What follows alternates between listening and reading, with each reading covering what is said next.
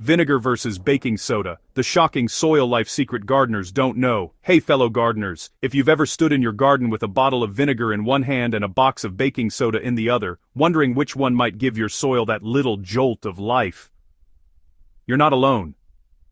I've been there too. Curious about how these common kitchen staples can influence the hidden world beneath our feet. Today on Soilsage Chronicles, we're going to dive deep, uncovering the shocking truth about what really wakes up your soil life.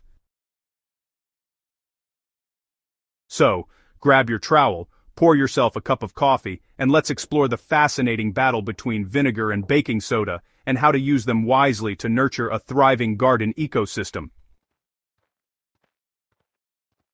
Understanding your soil's living world. Before we talk vinegar and baking soda, we need to understand the stage on which these substances perform. Your soil. Many gardeners think of soil as just dirt, but in reality, it's one of the most complex and vibrant ecosystems you'll ever encounter. Beneath the surface, billions of bacteria, fungi, protozoa, and earthworms work tirelessly to break down organic matter, recycle nutrients, and feed your plants. This living network is incredibly sensitive. Changes in pH, moisture, or chemical balance can either supercharge microbial activity or shut it down entirely. A seemingly harmless experiment, like sprinkling a bit of baking soda on your soil, can either help or harm your underground garden friends. That's why understanding how vinegar and baking soda interact with soil life isn't just a curiosity, it's essential for any gardener who wants healthy, productive soil. Vinegar and soil. Friend or foe? Let's start with vinegar. As many of you know, vinegar is primarily acetic acid, a natural, cheap, and potent substance. It can change soil chemistry almost instantly, but whether it wakes up your soil life or harms it depends entirely on how you use it. When used sparingly and in diluted form, vinegar can be a gentle soil awakener. The mild acidity temporarily lowers soil pH, releasing nutrients like calcium, magnesium, and phosphorus that may otherwise be trapped in alkaline soils. These nutrients aren't just numbers on a fertilizer label, they're real food for microbes, which in turn energize your plant's roots. I've personally seen tomatoes and peppers perk up after a light vinegar drench in soils that were stubbornly alkaline. However, caution is critical. Full-strength vinegar, or anything above 5% acetic acid, can quickly become a soil killer. It can burn microbial colonies, worms, and even plant roots, essentially sterilizing the top layer of your garden. Think of it as pouring acid rain on your carefully nurtured soil. It may look dramatic, but it's devastating for life beneath the surface. For a safe and effective application, I use a simple formula: 2 tablespoons of white vinegar mixed in 1 liter of water. Applied no more than once every 3 weeks to moist soil, this solution gently acidifies the rhizosphere, the root zone, without harming microbes. Timing matters too. Always apply vinegar when the soil isn't heat-stressed, compacted, or dry. When I've followed these guidelines, I've noticed faster nutrient cycling and healthier, more vigorous plant growth, especially in leafy greens and acid-loving crops like tomatoes and peppers. Now, let's turn our attention to baking soda, chemically known as sodium bicarbonate. Baking soda is alkaline, meaning it raises soil pH. On the surface, that might sound like the opposite of vinegar, but both can be tools when used thoughtfully. Baking soda is particularly useful for soils that are overly acidic. If your soil has been drenched with acidic compost teas or heavy rainfall has leached nutrients, a mild baking soda solution can bring balance. However, microbes are picky about pH. Most beneficial bacteria and fungi thrive in slightly acidic to neutral conditions, around pH 6 to 7. Push pH too high with baking soda, and microbial activity slows, enzyme function drops, and nutrient cycling stalls.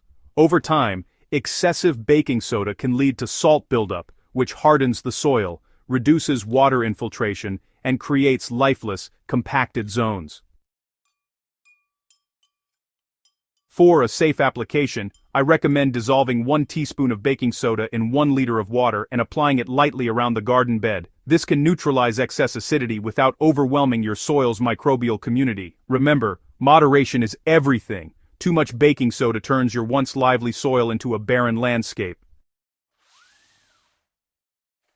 Vinegar versus baking soda. Which really wakes up soil life? Here's the million-dollar question. Which one actually wakes up your soil life? Well, the answer depends on your soil type and its current microbial health. In most cases, diluted vinegar comes out on top. A mild acidification releases nutrients and triggers beneficial bacteria involved in decomposition and nitrogen cycling. Basically, vinegar acts like a gentle alarm clock for your soil microbes, nudging them into action and accelerating the breakdown of organic matter. Baking soda, on the other hand, doesn't wake up soil life as much as it stabilizes it. It's more like a reset button, useful for correcting overly acidic conditions, but not for stimulating new microbial activity. In compost-heavy or poorly drained beds where organic acids can accumulate, baking soda can restore balance, but it won't spark the lively microbial frenzy that vinegar can. So, if your soil is compacted, alkaline, or lifeless, a careful vinegar drench can be a gentle wake-up call. If it's too acidic and sour-smelling, a mild baking soda rinse can restore harmony. Understanding the needs of your soil is key.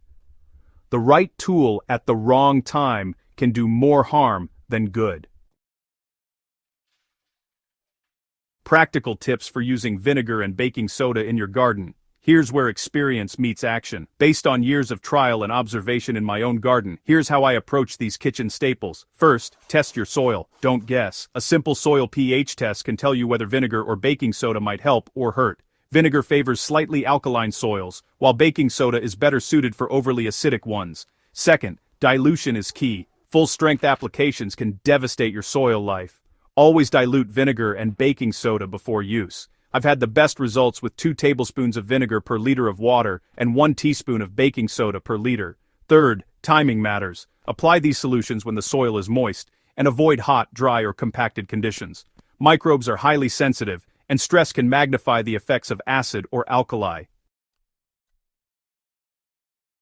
Fourth, pair with organic matter. Vinegar and baking soda influence soil conditions, but they don't feed microbes. Always combine applications with compost, mulch, or worm castings to provide carbon and nutrients that sustain long-term soil health. Fifth, observe and adjust. Gardening is as much about observation as action. Watch how plants respond over the next few weeks. Are the leaves greener? Are seedlings growing faster? Microbial responses take time, but visible plant health is your best guide. One of the most important lessons I've learned over years of gardening is that soil life thrives on balance, not extremes. Neither vinegar nor baking soda is a magic bullet. They are tools, fine-tuning instruments for an ecosystem that is incredibly complex.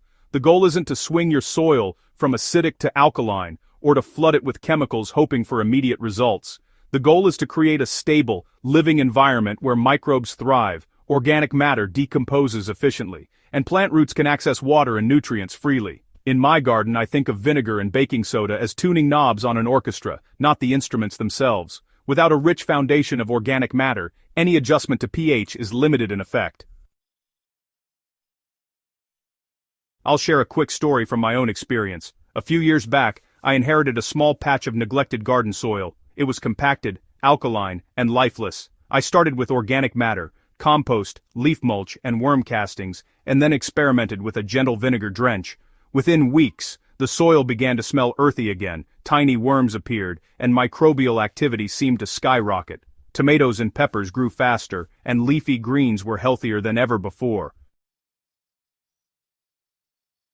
In another section of the garden, I had soil that was overly acidic due to repeated compost applications. A mild baking soda solution helped neutralize the pH, and plant roots seemed less stressed. The difference was remarkable, but what really struck me was how sensitive the soil was. A slight overuse of vinegar or baking soda could have undone weeks of careful work. That's why precision, moderation, and observation are key. The takeaway: know your soil. When it comes down to it, the most important takeaway is to know your soil. Start with organic matter, test your pH, and treat vinegar and baking soda as occasional boosters rather than primary fertilizers. Use vinegar sparingly to stimulate microbial activity and nutrient release, and reserve baking soda for balancing overly acidic soils. Remember, healthy soil is about nurturing life, not shocking it. The microbes, fungi, and earthworms are the true gardeners, and our role is to provide them with the conditions they need to thrive. If you've ever experimented with vinegar or baking soda in your garden, I'd love to hear your results. Share your experiences in the comments below and let us know how your soil responded. And if you found this guide helpful, don't forget to subscribe to Soilsage Chronicles, tap the like button, and share it with fellow gardeners. By spreading knowledge about the hidden world beneath our feet, we can all cultivate healthier, more productive gardens. So, fellow gardeners, let's wake up our soil life the right way and keep our gardens thriving for years to come.